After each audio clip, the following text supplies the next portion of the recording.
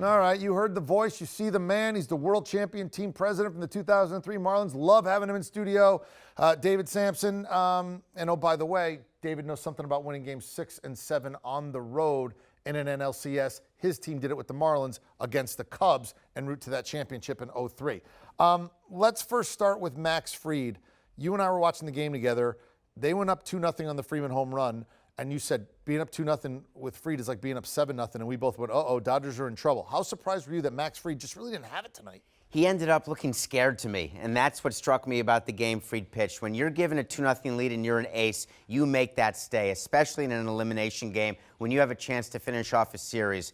What I found is that the Dodgers were getting good at-bats off Fried, and they didn't panic. And that's where the Dodgers' experience in elimination games really began to shine through, because they were not intimidated by the early 2-run home run by Freeman. They let the game come to them. They were able to answer relatively quickly, but the big hit by Taylor, believe it or not, was not the home run or the home run or the home run. That little dink single actually was so deflating to the Braves. What does it say to you about the Dodger lineup when it's not Mookie Betts and it's not some of the other guys, and in fact it's Chris Taylor and Pollock that combined for 5 home runs tonight? Sort of translate that for me.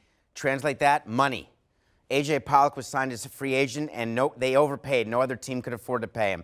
They basically have the ability to get depth, and depth is what you need in October. Take a look at their lineup. They have the batting champion. Did we even say Trey Turner's name? Did we mention Albert Pujols? He did get 3 hits. Is he the difference maker? He was on base 3 times, excuse me. Was he the difference maker? No. You can call names throughout the lineup. Mookie Betts, did he go a donut today? It didn't matter, because they have so many different ways. What did we say pregame? Look for Jansen, look for Gratterall, look for Trinan. All the bullpen arms for the Dodgers were lights out. Can't say the same for the Braves ace. It won't be a bullpen game for the Dodgers in either 6 or 7 if they're able to get to a game 7, because now they turn it over to Scherzer, and now they turn it over to Walker Buehler if they can win game 6, and the series goes back to Atlanta.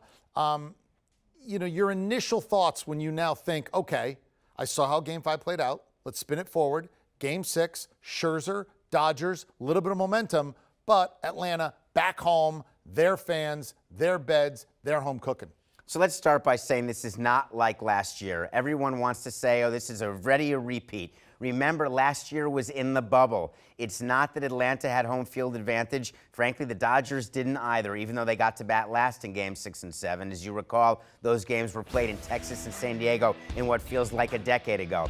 Now you're going back to Atlanta. Atlanta, the players, don't underestimate this. They get to sleep in their own beds. They are on their way home immediately. When we would lose a game like this and we're Atlanta, we're getting on the plane as quickly as possible and getting home and getting to sleep and getting ready for the next one game. If you're the Dodgers, you are being told to pack 2 days worth of clothing, because you're going to Atlanta, not just for Saturday, but for Sunday too. Who's got the advantage? Whoever gets the best starting pitcher, because there are no more bullpen games in this series. You've got Anderson and Morton ready to go for Atlanta. You've got Scherzer and Ferris Bueller ready to go for the Dodgers. So this will come down to who gets the best starting pitching over the last possible 2 games in the series. There you go.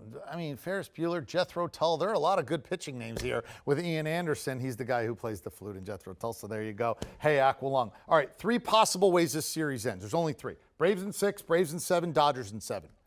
If I gave you first pick, which would you take? That's just value added. You're totally right. There's the only 3 things that could happen. Hold on, let me think. Braves in 6. Here's why. The momentum in this series, we've seen it time and time again. When the Dodgers win a game, everyone says, that's it. The series is over. The Dodgers have got it. Then the Braves come back and they win a game. My God, the Braves won it. Now they're going to win it in 5. I had the Braves winning tonight. So who's got the momentum? Remember, in postseason baseball, momentum ends at the end of the 27th out. That A.J. Pollock home run at the end of the game to make it 11-2, he pimped that home run so badly. I'm president of the Braves. I'm putting that on the digital bulletin board to remind my Braves that we are winning 3-2. We need 1 game. They need 2. The Braves will go get it come Saturday night. All right, so Braves in 6, the selection by our guy, who, again, he knows a little something about if your team is ready to go on the road and win 6 and 7 in the other person's barn in an NLCS. his team did it in 2003 against the Cubbies. Against Pryor, who's the pitching coach for the Dodgers. You've seen him go to the mound 50 times. Yeah. That's the Pryor who we had to beat, and then Kerry Wood as well. The mentality is don't worry about 7. If you're the Dodgers, just go win Game 6, and the pressure shifts to the Braves for Game 7. And if I remember correctly, Game 6 is one of those really famous games. Some guy, Steve Bartman, that whole thing, that happened. That was the team president of the Marlins, and they ultimately got the ring. And that's right, he's a world champion. You get to hear his thoughts on baseball, on life. It's terrific. You got to check it out. Nothing Personal with David Sampson.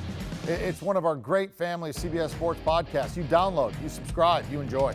Want a sports network that delivers everything that matters about the game? The highlights, the picks, the instant analysis. No yelling, no fake debates, no politics. Hit the subscribe button and never miss a moment.